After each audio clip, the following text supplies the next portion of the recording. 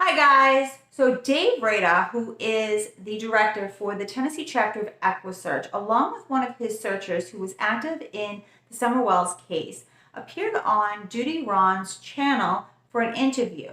I consider Judy Ron a very reputable YouTuber. He's ex-law enforcement and he just kind of lays out the facts and gives his opinion. He doesn't get into drama or really any speculation other than what his honest opinion from a law enforcement perspective would be.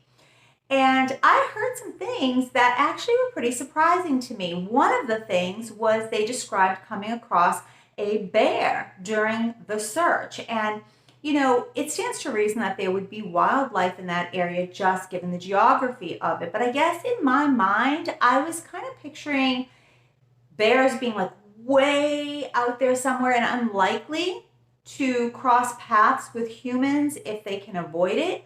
So I guess that's completely inaccurate. And, the way that I pictured it is not the reality.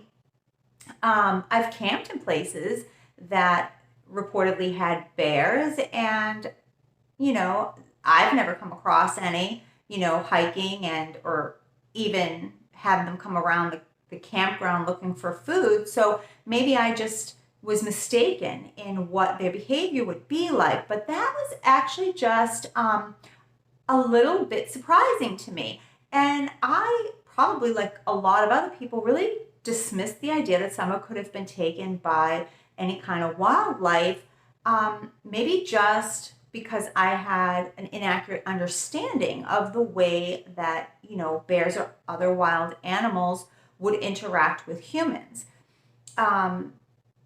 This isn't the first case where that is a possibility. Even in the Dior Kunz case, which I made a video about very recently, that was one of the theories that had been thrown out there and dismissed by a lot of people. But a lot of people, really, including a very well-known psychic, believe that in Dior's case, it was a possibility. And now I'm wondering if it could be a possibility in Summer's case. If she were prone to wandering around somewhat unsupervised, I wonder. Can you imagine if after all of this, if it came down to something like that?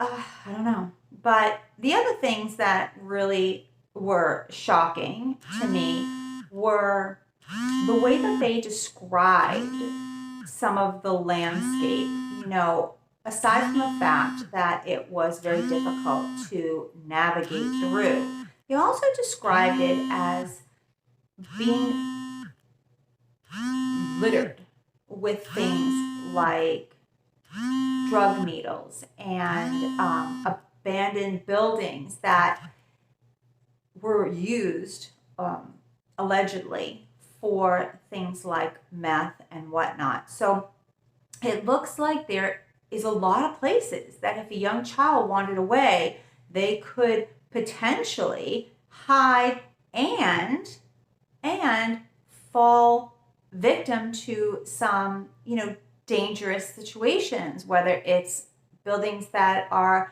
crumbling, dangerous debris, just things that I hadn't really considered before. I've heard a lot about there being, well houses out there and things like that. I live in the country and I actually have a well house. So I do know that, I have a more modern one, but I know that the old ones can certainly be very dangerous.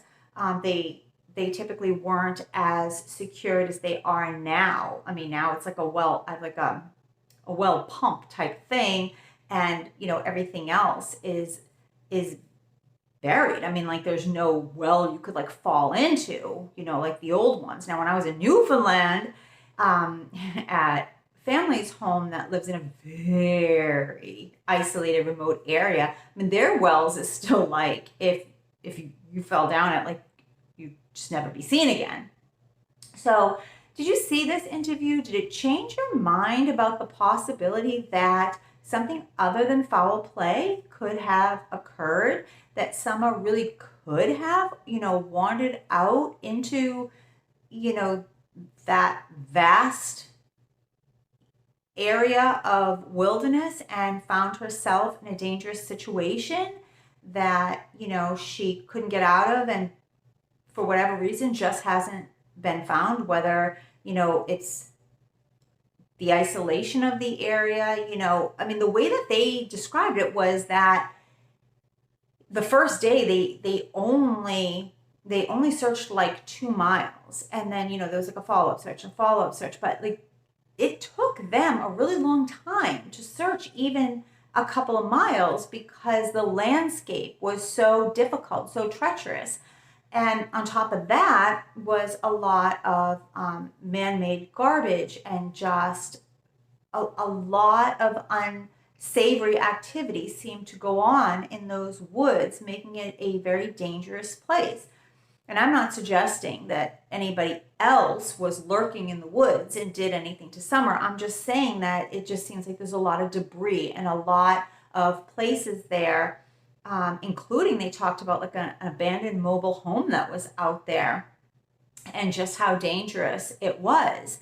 So I would feel like that would be a gold mine for a little child who wanted to go exploring, but at the same time, a horrifically dangerous one, and I don't know that, a young child like that would go exploring to that degree on their own. But if she went too far, if she got lost and she just kept going, it's always possible. It's always possible. So I'm just throwing this out there because just listening to them talk about the search was just a little bit different than the way that I imagined it, and kind of opened the door to other possibilities. As we're approaching the year mark, I'm like open to any possibility at this point. I'm not saying that, I'm ruling out that the parents are involved.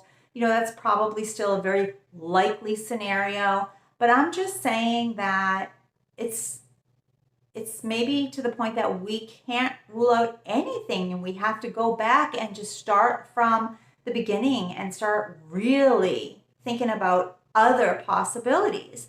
Now, my husband is in law enforcement and he doesn't watch any of this true crime stuff. So everything that he's heard about the Summer Wells case is me babbling on and on and on about it. But, I did ask him his opinion. He didn't want to appear on camera, just because he's not formal law enforcement. He's current law enforcement. And he just, he didn't feel like he should do that. But, I asked him his opinion and he was a little hesitant to really give it, but he did just simply say, that oftentimes the simplest answers turn out to be the right answers. And sometimes all of the overthinking of it just leads you into directions that is going to be pretty far from the truth. And he said basically, start from what you know to be the last verifiable, moment that anybody can say for sure that, Summer was alive and well, and then think of the simplest possibilities. And I thought, oh my gosh, yeah, so that would be like wandering away. I don't know. What do you think? What do you think? Because, Jose was very clear, and some of the neighbors were very clear that Summer was a wanderer. I have one of them. I have a 5-year-old wanderer. So I get it. It's the blink of an eye. And, you think that they're here and then they're there. And, if there is 11 acres of danger, then, that's a problem. So tell me what you think. Would you still rule it out? Do you still rule out that it's even a remote possibility that she wandered away? Or are you on board to at least entertain that as a possibility? And go over to Duty Ron and listen to the whole interview because it's fascinating. It's really fascinating to kind of hear that step-by-step of the search. And they talk about a lot of other stuff, just kind of,